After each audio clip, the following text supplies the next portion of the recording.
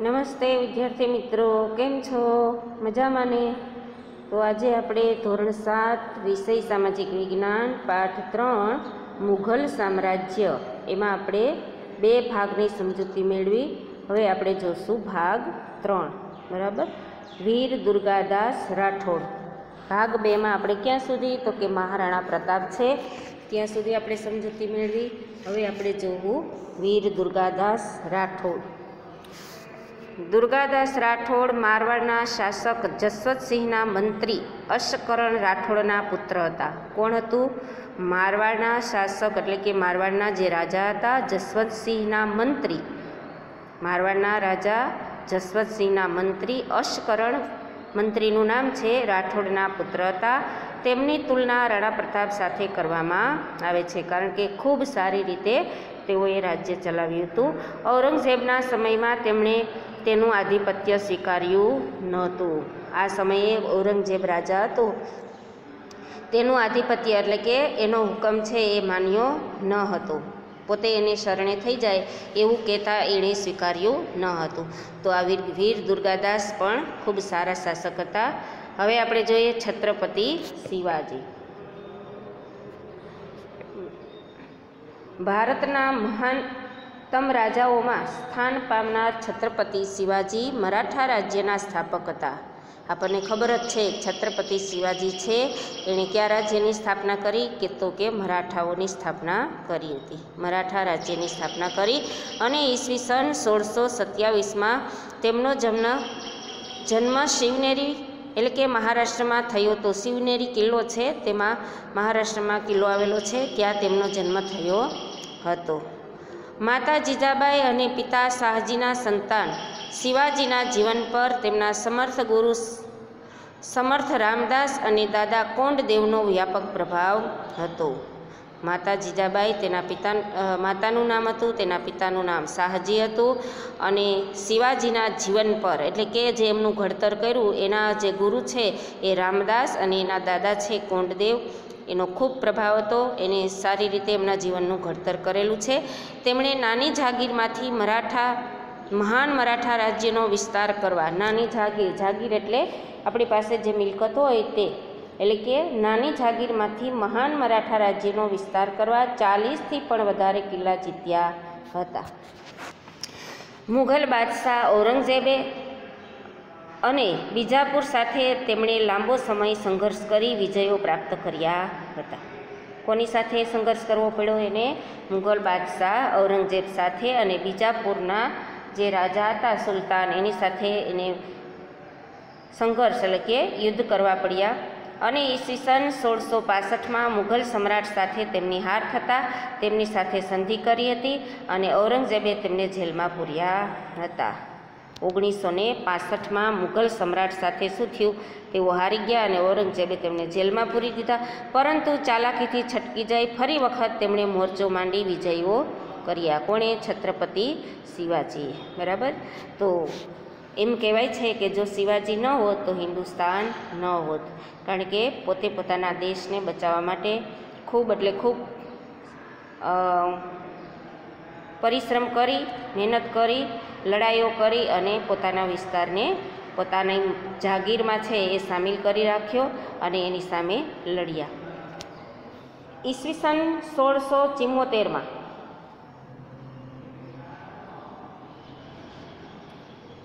રાયગઢમાં તેમનો રાજ્યાભિષેક થયો હતો. રાજ્યાભિષેક એટલે કે રાજા છે એ બનાવવામાં આવ્યા. રાજાને સિંહાસન ઉપર બેસાડવામાં આવે ને, રાજાને જે સત્તા સોંપવામાં આવે તો એને રાજ્યાભિષેક કહેવામાં આવે છે. તો ઈસવીસન 1674માં રાયગઢમાં તેમનો રાજ્યાભિષેક થયો અને તે હિન્દુ સમ્રાટ તરીકે ખ્યાતિ પામ્યા. હિન્દુ રાજા તરીકે, સમ્રાટ એટલે કે રાજા તરીકે પોતે ખૂબ એટલે ખૂબ માન પાન પામ્યા હતા. તેઓ મહાન વિજેતા હોવા ઉપરાંત કુશળ વહીવટ કરતા અને સંગઠન કરતા હતા. જો વિજેતા, યુદ્ધ તો કરી અને વિજય તો પ્રાપ્ત કરતા હતા, સાથે સાથે રાજ્યનો વહીવટ પણ એટલી સરસ રીતે કરતા હતા અને સંગઠન કરતા એટલે કે બધાને સાથે રાખવા માગતા હતા. તેમના મંત્રીમંડળને અષ્ટપ્રધાન મંડળ કહેવામાં આવતું હતું કારણ કે તેઓ 8 મંત્રીઓ છે એની નિમણૂક કરી હતી અને એ મંત્રીઓ દ્વારા પોતાના રાજ્યનો વહીવટ ચલાવવામાં આવતો, એટલે એના મંત્રીમંડળને અષ્ટપ્રધાન મંડળ કહેવામાં આવતું હતું. ઈસવીસન 1680માં તેમનું અવસાન થયું. આવી રીતે મરાઠા રાજ્યની સ્થાપના કરનાર અને હિન્દુસ્તાન છે એને ટકાવી રાખનાર મહાન રાજા છે છત્રપતિ શિવાજી, જેને આપણે આજે પણ યાદ કરીએ છીએ. તો આ હતા છત્રપતિ શિવાજી. બરાબર. હવે મુઘલ સામ્રાજ્ય આપણે જોઈ લીધું. ત્યાર પછી મુઘલ સામ્રાજ્ય સિવાય ભારતના બીજા વિસ્તારમાં જે રાજા હતા એમાં રાણા પ્રતાપ, વીર દુર્ગાદાસ અને છત્રપતિ શિવાજી જેવા રાજાઓ છે એના વિશેની માહિતી મેળવી લીધી. હવે આપણે શું જોવાનું છે કે મુઘલ સામ્રાજ્ય જ્યારે હતું ત્યારે રાજ્ય વ્યવસ્થા કેવી રીતે ચલાવવામાં આવતી હતી. તો મુઘલ વહીવટી તંત્રની વ્યવસ્થિત સ્થાપના અકબર દ્વારા થઈ હતી. પહેલા રાજા ક્યાં આવ્યા? બાબર, હુમાયું અને પછી અકબર. તો સૌથી સરસ વ્યવસ્થિત શાસન ચલાવ્યું હોય અને રાજ્યની સ્થાપના કર્યું તો એ અકબર રાજા હતા. શાસનના કેન્દ્રમાં બાદશાહ રહેતા, એટલે કે શાસનના કેન્દ્રમાં કોઈ પણ કામ છે એ રાજા છે એને ઉદ્દેશીને જ કરી શકીએ અથવા રાજાની મંજૂરી વગર કરી શકીએ નહીં. અને તેને સલાહ આપવા એક મંત્રી પરિષદ હતી. પરિષદ એટલે સભા. કોને સલાહ આપવા? તો કે રાજાને સલાહ આપવા માટે એક મંત્રી પરિષદ હતી. બાદશાહ સર્વોચ્ચ સેનાપતિ અને ન્યાયાધીશ હતા. બાદશાહ એટલે અકબર. બાદશાહ છે એ સર્વોચ્ચ સેનાપતિ. યુદ્ધમાં લડવા જાય અને છેલ્લે જો યુદ્ધમાં દરેક જે સૈનિકો છે એ મૃત્યુ પામે તો છેલ્લે રાજા જાય છે. એટલે સર્વોચ્ચ સેનાપતિ છે એના આદેશ પ્રમાણે સૈનિકને, લશ્કરને કામ કરવાનું હોય છે. ન્યાય પણ રાજા જ આપી શકે. બાદશાહ અને વહીવટતંત્ર વચ્ચે તાલમેલ રાખવા.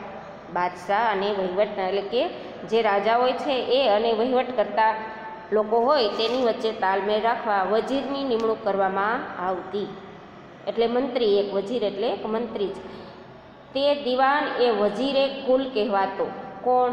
બાદશાહ અને વહીવટતંત્ર વચ્ચે તાલમેલ રાખવાવાળો જે વ્યક્તિની નિમણૂક કરવામાં આવતી તે દિવાન એ વજીરે કુલ કહેવાતો હતો. ટૂંકમાં કુલ કહીએ તો પણ ચાલે. અને નાણાં અને મહેસૂલી વ્યવસ્થાનો વડો હતો. નાણાં અને પૈસાની આવક થાય રાજ્યમાં એ અને મહેસૂલી જે આવક છે એ બધી દેખરેખ અથવા બધો હિસાબ છે એ કોને રાખવાનો હોય છે? દિવાને વજીરને. સેનાના વડાને મીરબક્ષ કહેવામાં આવતો.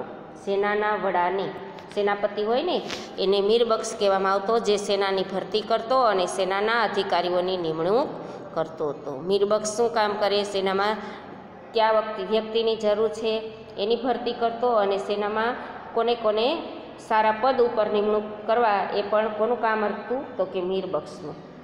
તે ગુપ્તચર તંત્રની દેખરેખ પણ રાખતો હતો. કોણ? મીરબક્ષ.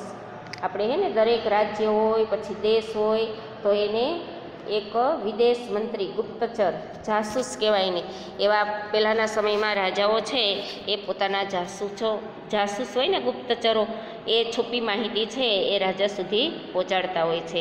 તો એ પણ દેખરેખ રાખવાનું કામ મીરબક્ષનું હતું. મુઘલ વહીવટતંત્રના ગુપ્તચરો વાક્યાન્વિસ તરીકે ઓળખાતા.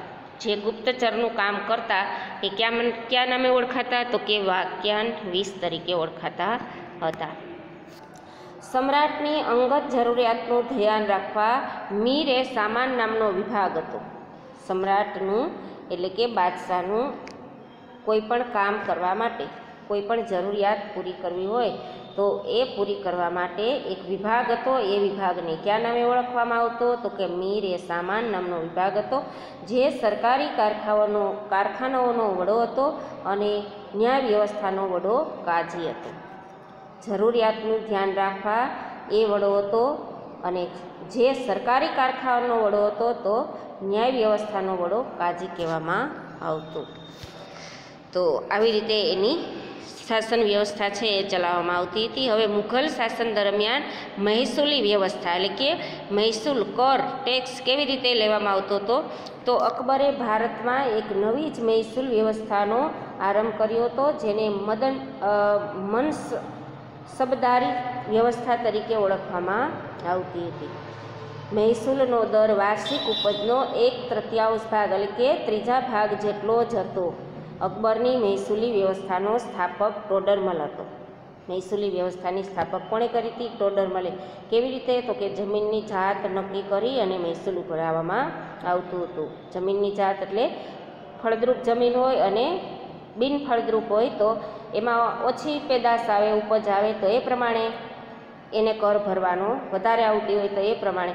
એટલે ટોડરમલે મહેસૂલી વ્યવસ્થાનો સ્થાપક હતો. મનસબદારી પદ્ધતિ સેના અને મહેસૂલ એમ બંને સાથે સંકળાયેલી હતી. મનસબદારી પદ્ધતિ શેના માટે હતી? તો કે મહેસૂલી વ્યવસ્થા સાથે હતી. તો એ બંને મહેસૂલ એમ બંને સાથે સંકળાયેલી હતી. મનસબ એટલે જાગીર અને મનસબદાર એ જાગીરનો વડો અધિકારી ગણાતો હતો. મનસબદારીનો અર્થ બતાવવામાં આવ્યો છે. મનસબ એટલે શું થાય? જાગીર, અને મનસબદાર એ જાગીરનો વડો અધિકારી, જે જાગીરમાંથી મહેસૂલ ઉઘરાવતો અને તે વિસ્તારનો કાયદો અને વ્યવસ્થા જાળવતો. જે જાગીરમાંથી એટલે કે જે વિસ્તારની મહેસૂલ ઉઘરાવવાની વ્યવસ્થા અથવા કામગીરી સોંપવામાં આવી છે એનું મહેસૂલ ઉઘરાવતો અને એ વિસ્તારનો કાયદા અને વ્યવસ્થા જાળવતો. જે વિસ્તારમાં મહેસૂલ ઉઘરાવતો એમાં કાયદા પણ જાળવવાનું કામ કરતો અને વ્યવસ્થા પણ જાળવી રાખતો. આ માટે તેને જાગીર પ્રમાણે લશ્કર આપવામાં આવતું હતું. જાગીર પ્રમાણે એટલે કે જે વિસ્તાર મોટો હોય તો લશ્કર વધારે આપવામાં આવે, વિસ્તાર નાનો હોય તો લશ્કર ઓછો આપવામાં, એટલે જાગીર પ્રમાણે લશ્કર આપવામાં આવતું. તે તેના વિસ્તારનો વડો ન્યાયાધીશ પણ ગણાતો. એટલે જે વિસ્તારનો મહેસૂલ ઉઘરાવતો તેનો વડો ન્યાયાધીશ ગણાતો. તેની નિયત સમયે બદલી કરવામાં આવતી. એટલે કે જ્યાં સુધી સમય નક્કી કરેલો એ સમય સુધી જે પદ ઉપર રહી શકે, સમય પૂર્ણ થાય તો એની બદલી કરવામાં આવતી. મુઘલ મનસબદારની વ્યવસ્થા વિશ્વમાં અનોખી હતી અને વિશ્વમાં સૌથી વધારે વેતન ધરાવતી હતી. વિશ્વમાં એ સમયે આ વ્યવસ્થા જુદા જ પ્રકારની હતી અને આવક પણ સારી એવી મેળવતી હતી. તો આ તેની મહેસૂલ વ્યવસ્થા. હવે આપણે જોશું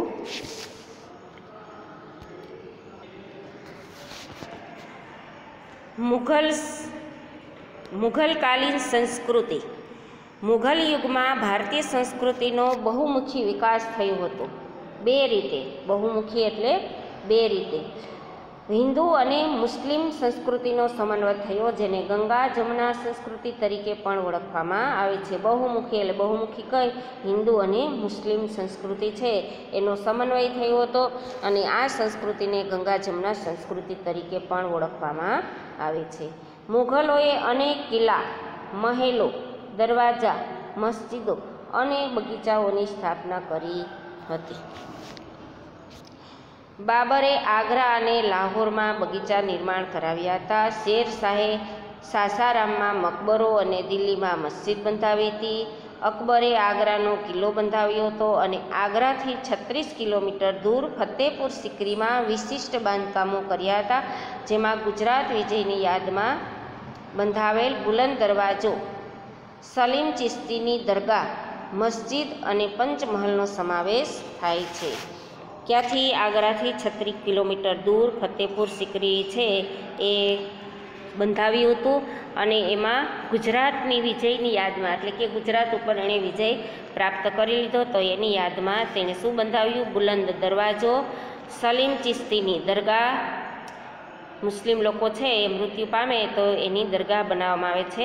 મસ્જિદ અને પંચમહલનો સમાવેશ થાય છે. તો આવા બાંધકામો અકબરે કરાવ્યા હતા. એની સંસ્કૃતિ છે. જહાંગીરના સમયમાં બાંધકામમાં સંગેમરમરનો ઉપયોગ વધ્યો હતો. આરસ પહાડના પથ્થરો આવે ને જે, એ સંગેમરમરના ચમકવાળા પથ્થરો છે એના ઉપયોગ કરી અને બાંધકામ કરવામાં આવતું હતું. શાહજહાંનો સમય મુઘલ સામ્રાજ્યના સ્થાપત્યનો સુવર્ણયુગ ગણાય છે, કારણ કે એ સમય સુવર્ણયુગ કોને કહેવાય? તો કે એ સમયે મુઘલ સામ્રાજ્ય છે એ ખૂબ એટલે ખૂબ સમૃદ્ધિ ધરાવતું હતું, એટલે એનો સુવર્ણયુગ. દરેક ક્ષેત્રે પોતે સારો એવો વહીવટ કરતું હતું અને રાજ્યની સમૃદ્ધિ પણ એટલી જ હતી, એટલે એને સુવર્ણયુગ કહેવાય છે. તેણે આગ્રામાં તાજમહાલ અને મોતી મસ્જિદ તેમજ દિલ્હીમાં પ્રસિદ્ધ લાલ કિલ્લાનું નિર્માણ કરાવ્યું હતું. કેટલા બાંધકામો? આગ્રામાં તાજમહાલ, મોતી મસ્જિદ તેમજ દિલ્હીમાં પ્રસિદ્ધ લાલ કિલ્લાનું નિર્માણ કરાવ્યું હતું. લાલ કિલ્લો છે એ આપણને ખબર જ છે 15મી ઓગસ્ટ અને 26મી જાન્યુઆરીના દિવસે આપણા વડાપ્રધાન છે ત્યાં રાષ્ટ્રધ્વજ ફરકાવે છે. ઔરંગઝેબે પોતાની પત્નીની યાદમાં ઔરંગાબાદમાં રાબિયા ઉદ દૌરાનનો મકબરો બનાવ્યો હતો, જે તાજમહાલ જેવો જ કલાત્મક છે. જો શાહજહાંએ પણ પોતાની પત્નીની યાદમાં તાજમહાલ બંધાવ્યો, એવી રીતે ઔરંગઝેબે પણ પોતાની પત્નીની યાદમાં ઔરંગાબાદમાં રાબિયા ઉદ દૌરાનનો મકબરો છે એ બંધાવ્યો હતો. તો આ એની સંસ્કૃતિ કહેવાય, બરાબર. તો મુઘલકાલીન દરમિયાન આવી સંસ્કૃતિ છે એનું નિર્માણ થયું હતું. આ વસ્તુઓ બાંધી અને પોતાની જે સંસ્કૃતિ છે એ એમાં પ્રદર્શિત થાય છે, જેના આપણે દર્શન કરી શકીએ. હવે જોઈએ આપણે મુઘલ કાળ દરમિયાન ચિત્રકલા. ચિત્રકલા વિશ્વવિખ્યાત હતી. મુઘલ ચિત્રકલા વિશ્વવિખ્યાત હતી. જહાંગીરના સમયમાં તેનો ખૂબ વિકાસ થયો હતો અને મુઘલ શાસકો ઉત્તમ ચિત્રકારોને દિલ્હીમાં આમંત્રિત કરતા હતા. જો ચિત્રકલા, જહાંગીર છે ને એ ચિત્રકલાનો ખૂબ શોખીન હતો, એટલે જહાંગીરના સમયમાં તેનો ખૂબ વિકાસ થયો અને મુઘલ શાસકો ઉત્તમ ચિત્રકારોને પોતાના રાજ્યમાં આમંત્રણ આપતા હતા. અકબરના સમયમાં જસવંત અને બસાવન નામના મહાન ચિત્રકારો હતા. તેમણે ફારસી કથાઓ, મહાભારતના અનુવાદનના પુસ્તકો અને અકબરનામામાં પુષ્કળ સુંદર ચિત્રો દોર્યા હતા. કોણે? જસવંત અને બસાવન નામના ચિત્રકાર છે. તો એ સમયે જે પુસ્તકો લખવામાં આવ્યા તેમાં એમના ચિત્રો છે એ પ્રદર્શિત થાય છે. એટલે ફારસી કથાઓમાં એમના ચિત્રો છે, મહાભારતના અનુવાદમાં, મહાભારત છે સંસ્કૃતનું, એણે ફારસીમાં અનુવાદ કર્યો તો એમાં પણ ચિત્રો બતાવવામાં આવ્યા છે. અને અકબરનામા એમાં પણ પુષ્કળ સુંદર ચિત્રો દોર્યા હતા. અકબરનામા છે એ અકબરના જીવન ચરિત્ર છે એનું પુસ્તક લખવામાં આવ્યું છે. જહાંગીરનો મંસૂર નામનો ચિત્રકાર વિશ્વવિખ્યાત હતો અને જહાંગીરે એક ચિત્રશાળાની સ્થાપના પણ કરી હતી. મંસૂર નામનો, બે હતા ને જસવંત અને બસાવન, એણે આ ચિત્રો દોર્યા હતા. પણ જહાંગીરનો જે મંસૂર નામનો ચિત્રકાર હતો એ ભારતમાં જ નહીં અથવા મુઘલ સામ્રાજ્યમાં નહીં પણ આખા વિશ્વમાં પણ ખૂબ એટલે ખૂબ વિખ્યાત હતો. આ સમયે રાજસ્થાન, ગુજરાત, પંજાબ, હિમાચલ પ્રદેશ અને દક્ષિણના રાજ્યોમાં પણ ચિત્રકળાનો વિકાસ થયો હતો. બરાબર. તો આ તો મુઘલ કાળ દરમિયાન કલા છે એનો વિકાસ કેવી રીતે થયો હતો. હવે આપણે જોઈએ એ સમયનું સાહિત્ય. મુઘલ રાજાઓ સાહિત્યના પોષક હતા. કોઈ પણ સાહિત્યનું સર્જન કરવું હોય અથવા સાહિત્યનો અનુવાદ કરવો હોય તો એ એના પોષક હતા, એટલે કે દરેકને માન આપતા હતા અને એનો વિકાસ પણ કરતા. તેઓ સારા લેખકો હતા. કોણ? રાજાઓ. આ સમયે ફારસી, અરબી, હિન્દી અને અન્ય ભારતીય ભાષાઓમાં વ્યાપક સાહિત્યની રચના થઈ હતી. અબુલ ફઝલે અકબરનામા નામના ગ્રંથમાં અકબરની જીવનકથા આલેખી છે. આગળ એવું હતું ને અકબરનામા, એમાં અકબરની જીવનકથા આલેખવામાં આવી છે. તેમણે મહાભારતનો અનુવાદ કર્યો હતો. અનુવાદ એટલે સંસ્કૃત હોય એનો ફારસી અથવા ઉર્દુ ભાષામાં લખાણ કર્યું, જેથી તેઓ વાંચી શકે. ભારતીય ભાષાઓમાં શ્રી કૃષ્ણના જીવન પર આધારિત ઘણું સાહિત્ય રચાયું હતું. ભારતીય ભાષાઓમાં એટલે ભારતના લોકો જે ભાષા જાણી શકે એ ભાષામાં ભગવાન કૃષ્ણના જીવન ઉપર ઘણું સાહિત્ય છે એ સમયે રચના થઈ હતી. મરાઠીમાં એકનાથ, જ્ઞાનેશ્વર અને સ્વામી રામદાસે ભક્તિ સાહિત્યની રચના કરી હતી. મરાઠી, આ બધા મરાઠા સંત એટલે કે મરાઠા રાજ્યના જે સંતો થઈ ગયા એની, એટલે એ સમયે મરાઠીમાં એકનાથ, જ્ઞાનેશ્વર અને સ્વામી રામદાસના ભક્તિ સાહિત્ય છે એ પણ ખૂબ જ વિખ્યાત છે. હવે જોઈએ મુઘલ કાળ દરમિયાન સંગીત. તો અકબર સંગીતનો જ્ઞાતા હતો. તેના 9 રત્નોમાં તાનસેન મહાન શાસ્ત્રીય ગાયક હતા, જેણે અનેક રાગો પર રચના કરી હતી. શું કીધું? અકબર છે એ સંગીતનો જ્ઞાતા, એટલે સંગીત જેને આવડતું હોય ને એને માન સન્માન આપતો, પોતાના રાજ્યમાં આશરો આપતો અને પોતે ઈચ્છા પ્રમાણે ત્યારે એની પાસે સંગીત ગવડાવતો પણ. તો એ નવરત્નોમાં આ તાનસેનનો સમાવેશ થાય છે. અને તાનસેન છે શાસ્ત્રીય ગાયક હતા, જેણે અનેક રાગો પર રચના કરી હતી. આપણે કોઈ પણ સંગીત સાંભળીએ ને એના રાગ હોય છે, તો રાગો છે ને લગભગ 8 રાગ છે, 8 કે 16. શ્રી, જ્યોત, મલ્હાર, મેઘ, બરાબર, પછી દીપ, આ રાગના નામ છે. તો એ રાગ છે એવા રાગોની રચના કરી હતી. તો એ સમય દરમિયાન આવું સંગીત છે એની રચના થઈ હતી. હવે આપણે જોઈએ સમાપન. મુઘલ સામ્રાજ્ય છે એની સમાપ્ત કેવી રીતે થયું એ વિશે સમજૂતી તો એ જોઈએ. બરાબર.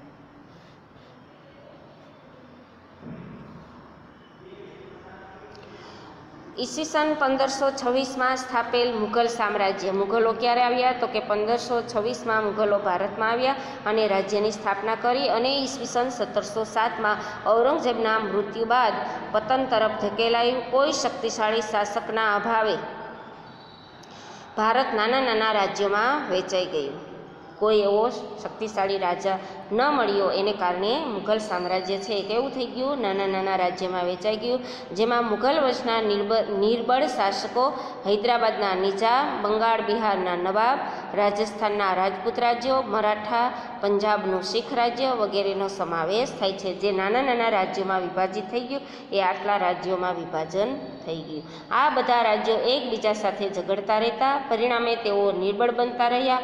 આવા સંજોગોમાં યુરોપમાંથી વેપાર કરવા આવેલી કંપનીઓ ભારતમાં શાસન સ્થાપવાના સપના સેવવા લાગ્યા. બધા રાજાઓ છે કેવા હતા? નિર્બળ હતા. કોઈ કોઈને સાથ ન આપતા, પોતાનું રાજ્ય છે એ વિસ્તાર કરવા માટે એકબીજા સાથે ઝઘડતા. અને આ તકનો લાભ લઈ અને અંગ્રેજો એટલે કે યુરોપમાંથી લોકો આપણા ભારતમાં વેપાર કરવા આવ્યા અને એને ખ્યાલ આવી ગયો અને ખબર પડી કે અહીંયા તો શાસન કરવા જેવું છે, આપણે શાસન કરી શકીએ એમ છે. એના સપના સેવા લાગ્યા. અને હવે પછી કોણ આવશે? તો કે ભારતમાં અંગ્રેજોની સત્તા આવવા લાગી. બરાબર. તો અહીંયા સુધી આપણી સમજૂતી, આ પાઠ પણ અહીંયા પૂર્ણ થાય છે. સ્વાધ્યાયની PDF આવે એટલે તમારે તમારી બાકી નોટબુકમાં લખી લેવાની છે. બરાબર. ચાલો પાઠ અહીંયા પૂર્ણ કરીએ છીએ. નમસ્કાર.